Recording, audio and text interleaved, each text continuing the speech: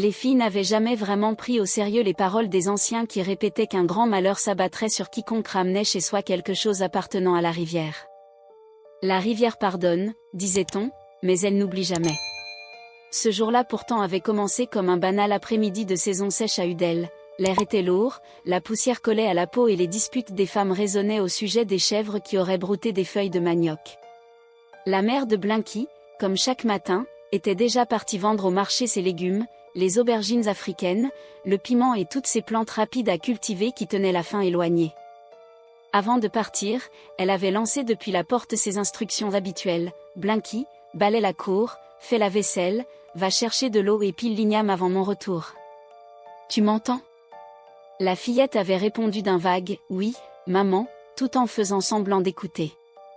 À peine sa mère disparut dans la rue, sa véritable journée commença. Blinky courut enfiler son pagne préféré décoré de fleurs oranges, se brossa les dents à la hâte puis fila chez Véro. Si la paresse avait été un sport, elle aurait remporté la médaille d'or sans contestation. Véro se reposait sous le grand manguier quand son amie arriva, l'air si calme qu'on aurait dit qu'elle venait de s'échapper d'un monde silencieux. Blinky soupira, « Ta maison respire la paix. Laisse-moi m'y cacher un moment, avant que la voix de ma mère ne me rattrape depuis le marché. » Elles rirent ensemble.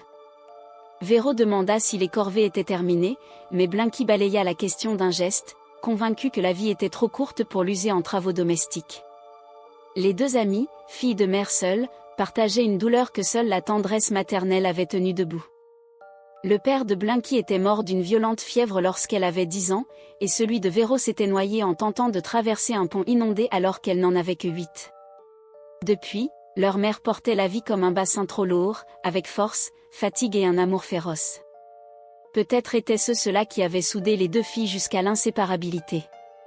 Cet après-midi-là, plutôt que d'accomplir ses tâches, Blinky aida Véro à frire le gari. Elle riait, taquinait les garçons du village et se moquait gentiment des jeunes filles plus occupées à admirer leurs reflets qu'à manier un balai. Quand je quitterai un jour ce village, je jure que je ne toucherai plus jamais un morceau de bois de chauffe, je mangerai seulement des plats déjà prêts, peut-être même que je paierai quelqu'un pour souffler sur mon thé lorsqu'il sera trop chaud, lança Blinky. Les rires fusèrent. Mais quand le soleil glissa derrière les palmiers, Blinky se figea, il n'y avait plus une seule goutte d'eau chez elle. J'ai oublié de puiser ce matin. Si ma mère rentre et voit ça, même les esprits du marché l'entendront crier, supplia-t-elle, se mettant à genoux pour convaincre Véro de lui prêter 2 bidons d'eau. Véro céda, mais avertie, si elle oubliait encore, elle en parlerait elle-même à sa mère. Blinky l'étreignit de joie, jurant que lorsqu'elle serait riche, elle lui construirait un puits. Elles rirent jusqu'aux larmes, sans imaginer que ce simple service ouvrirait la porte au malheur. Le lendemain matin, un dimanche, jour sacré où personne ne devait approcher le ruisseau, Blinky se réveilla en sursaut, se souvenant qu'aucune goutte d'eau ne l'attendait chez elle. Sa mère rentrerait de l'église, fatiguée et prête à cuisiner. Paniquée, Blinky attrapa son pot en terre cuite et courut jusqu'à la maison de Véro en criant depuis le portail. Véro sortit, encore ensommeillée, mais blêmie en l'entendant, Blinky voulait puiser de l'eau ce jour-là. « Tu veux attirer une malédiction sur nos maisons ? C'est le jour de la déesse, protesta-t-elle. Blinky implora malgré tout, jurant que personne ne les verrait. Personne ? C'est du moins ce qu'elle pensait encore. On racontait au village que rien de bon n'arrive à celui qui ramène chez lui ce qui appartient au ruisseau, mais Blinky refusait de croire aux paroles des anciens. Un jour, elle supplia Véro de l'accompagner chercher un peu d'eau, jurant que la déesse du ruisseau comprendrait. Après avoir longuement hésité, Véro céda et les deux filles partirent discrètement vers la rivière. Tout semblait étrangement silencieux, comme si la nature elle-même retenait son souffle. En approchant du cours d'eau, elles découvrirent un immense poisson argenté et bleu, étincelant comme s'il avait avalé la lune. Il respirait faiblement, et soudain, contre toute logique, il leur parla. Il leur promit de réaliser leurs souhaits si elles le remettaient à l'eau. D'abord méfiantes, elles demandèrent chacune leur récompense. Blinky reçut des bracelets d'or, Véro des piles de billets. En le relâchant, elles comprirent qu'elles venaient de toucher une magie qui dépasse les humains.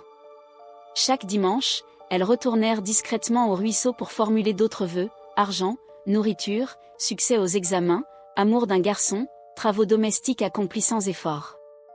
Leur vie se transforma en secret luxueux et les deux amies devinrent presque reines dans l'ombre du village. Elles achetèrent en cachette vêtements, chaussures et même un téléphone, vivant dans l'abondance sans que personne ne devine l'origine de leur fortune. Pendant un an, tout se déroula parfaitement, jusqu'au jour où Blinky proposa une idée dangereuse. Au lieu d'aller chaque semaine au ruisseau, pourquoi ne pas capturer le poisson et le garder chez elle pour qu'il réalise leurs désirs à volonté? Le projet était fou, risqué, mais la tentation était grande et c'est ainsi que la véritable tragédie commença. Lorsque l'on désire quelque chose, on s'imagine capable de tout. Véro mordit sa lèvre, consciente au fond d'elle que c'était une mauvaise idée, mais l'appel de cette magie, de ce pouvoir à portée de main, était trop tentant. « Tu crois que ça marchera ?» murmura-t-elle. Blinky sourit, sûre d'elle, le poisson leur devait la vie. Ce jour-là, elles retournèrent discrètement au ruisseau, entrèrent dans l'eau comme toujours, doucement, en murmurant leurs mots. « Nous t'avons aidé. Maintenant, tiens parole. » La rivière scintilla et le poisson remonta à la surface, mais avant qu'il ne parle, Blinky jaillit, sortit un sac tressé caché sous son pagne et captura la créature lumineuse. « Blinky !» hurla Véro, terrifiée. « Fais attention !» ordonna Blinky d'un ton sec. Ensemble elles attachèrent le sac et s'enfuirent à travers la forêt, haletantes, le sac tremblant contre la hanche de Blinky. À la tombée du soleil, elles arrivèrent chez elles et se cachèrent derrière la maison, dans l'herbe haute et sauvage. Elles trouvèrent un vieux pot en terre, fissuré mais profond, qu'elles remplirent d'eau avant d'y déposer délicatement le poisson. L'eau brilla puis s'assombrit. « Voilà. Il est à nous !» déclara Blinky, fière. Véro hocha la tête malgré l'inquiétude qui lui tordait le ventre. « Personne ne doit le savoir. C'est notre secret. » Elles dissimulèrent le pot derrière un tas de bois, le recouvrirent de feuilles et revinrent comme si rien ne s'était passé. Dès ce soir-là, elles n'eurent plus besoin d'aller au ruisseau, il leur suffisait de se glisser discrètement derrière la maison pour murmurer leur chant habituel, et la lumière du poisson vacillait à travers le pot. Pendant des mois, elles le gardèrent ainsi. Au début, il répondait encore. Sa lueur, faible mais présente, éclairait la nuit. Puis jour après jour, elle diminua. De semaine en semaine, elle pâlit. De mois en mois, elle disparut presque entièrement. Le poisson s'éteignait, silencieusement, loin de son foyer.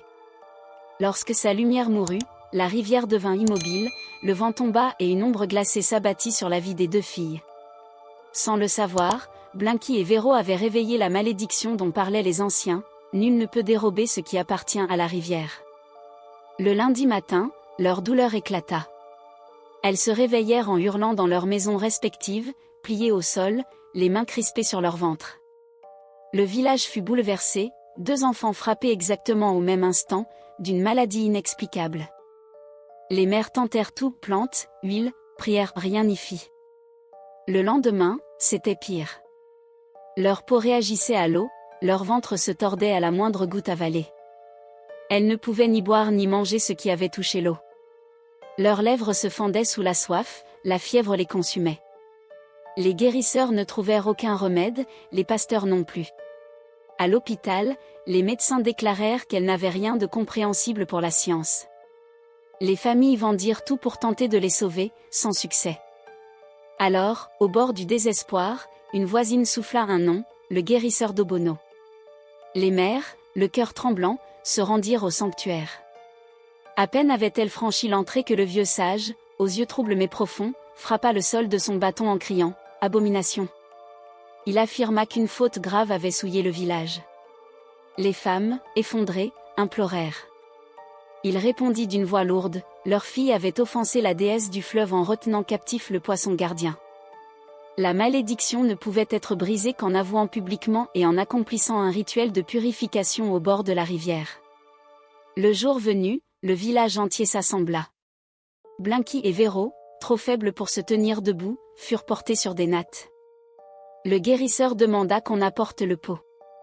Ils le remplirent d'eau du ruisseau, murmurèrent des incantations, puis versèrent le contenu dans la rivière. Alors une lumière jaillit, et le poisson réapparut, splendide, vivant, vibrant d'une clarté nouvelle. La foule retint son souffle.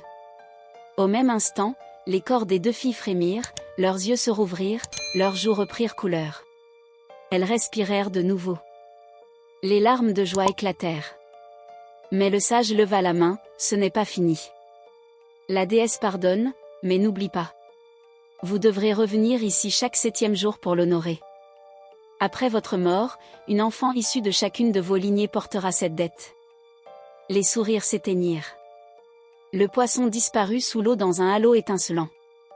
Le vent glissa dans les arbres comme un murmure, la rivière pardonne, mais elle n'oublie jamais. Depuis ce jour, les anciens racontent que certains matins de dimanche, si l'on se tient très près du ruisseau et qu'on écoute attentivement, on peut entendre 2 voix d'enfants fredonner au-dessous de la surface. Nous t'avons aidé. Les années passèrent, mais la promesse des anciens ne s'éteignit jamais. Blinky et Véro grandirent, conscientes que leur lien avec la rivière n'était plus un secret mais un devoir sacré. Chaque dimanche, sans faute, elles s'approchaient du ruisseau, apportant fleurs et petits présents, murmurant des chants anciens appris des aînés. La lumière du poisson brillait alors faiblement sous la surface, comme un rappel vivant de leur pacte. Avec le temps, les filles devinrent des femmes, et la rumeur de leur miracle se mêla aux contes du village. Les plus jeunes venaient les écouter parler du poisson argenté et des leçons de respect et de prudence. Les 2 amies, désormais gardiennes de ce secret sacré, enseignaient que la magie ne récompense jamais l'avidité ni la désobéissance. Et, comme le voulait la prophétie du guérisseur d'Obono, chacune d'elles eut des enfants, que l'on disait destinés à porter la même dette de respect et de vigilance envers le ruisseau. Un matin, alors que Blinky marchait près de l'eau avec sa fille, elle vit un éclat familier briller sous la surface. La petite tendit la main, curieuse, et Blinky sentit la même peur mêlée de fascination qu'elle avait éprouvée des années plus tôt. La rivière, douce et impassible, semblait murmurer « Je pardonne, mais je n'oublie jamais ». Véro, de son côté, avait enseigné à son fils les chants et les gestes des anciens. Le jour où il réussit à entendre la voix du poisson, elle sut que le cycle allait continuer. Les enfants apprendraient à honorer la rivière, non par peur, mais par amour et respect. Et ainsi, dans le village d'Udel, la légende vivait et respirait, tissant les vies des générations futures à l'ombre des palmiers, près de l'eau scintillante. Le poisson argenté n'était plus seulement un gardien des vœux, mais un symbole de sagesse. La magie n'est vraie que lorsqu'elle est accompagnée d'humilité et de respect. Et ceux qui osaient défier cet équilibre même un instant savaient que la rivière, éternelle et silencieuse, finirait toujours par rappeler sa loi. Le vent glissait sur l'eau, porteur de secrets et de murmures. Des enfants jouaient sur la berge, inconscients du pacte ancien, mais quelque part, sous la surface, une lumière argentée attendait, prête à briller pour ceux qui sauraient écouter.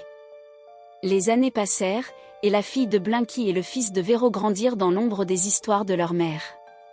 Tous 2 avaient appris à respecter la rivière, à ne jamais retirer ce qui lui appartenait et à honorer les dimanches sacrés. Mais comme souvent, la curiosité des enfants défie la prudence des anciens.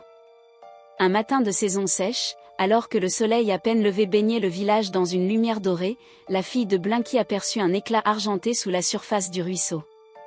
Son cœur battait vite, la légende parlait toujours de ce poisson, mais jamais elle n'avait osé le toucher.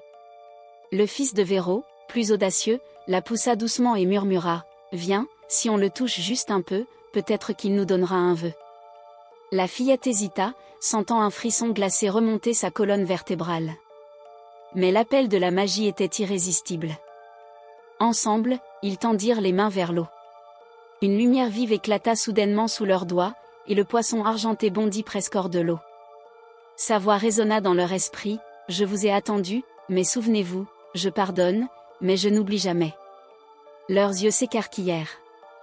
Ils avaient entendu parler du pacte, mais jamais imaginé la puissance réelle de la rivière. Un instant, le poisson sembla hésiter, puis, contre toute attente, il leur offrit un petit sac de lumière scintillante, contenant exactement ce que leur cœur désirait le plus. La fille de Blinky vit son jouet préféré, perdu depuis longtemps, briller à l'intérieur. Le fils de Véro vit apparaître des pièces d'or et des graines rares pour cultiver le jardin de sa famille. Mais à peine eurent-ils touché la lumière que l'air devint lourd, et un murmure grave parcourut les arbres, chaque désir a son prix. Chaque vœu se paie. Cette nuit-là, des événements étranges commencèrent à se produire. Les animaux du village se mirent à éviter le ruisseau, les plantes flétrirent, et les enfants eux-mêmes eurent des rêves effrayants. Le poisson, immense et argenté, leur rappelait le pacte de leur mère et la dette qu'ils portaient maintenant. Le lendemain, la fille de Blinky se réveilla avec les mains collées d'une étrange boue argentée et le goût de sel sur sa langue. Le fils de Véro sentit une soif ardente le consumeur, malgré la pluie tombée la veille. Les anciens du village accoururent dès qu'ils entendirent parler de ces symptômes et comprirent immédiatement, la malédiction de la rivière n'avait jamais été annulée, elle s'était simplement transmise. Le guérisseur d'Obono fut de nouveau convoqué. Son visage se plissa, et ses yeux, profonds comme des puits, sondèrent les enfants. « La dette est à vous maintenant, murmura-t-il. Vous devrez accomplir des rituels chaque semaine, non pas par peur, mais par respect, jusqu'à ce que vos enfants prennent la relève. Et surtout, n'essayez jamais de posséder ce qui est sacré. » Les enfants baissèrent la tête, comprenant enfin que le jeu de curiosité avait un prix plus lourd que tout ce qu'ils avaient imaginé.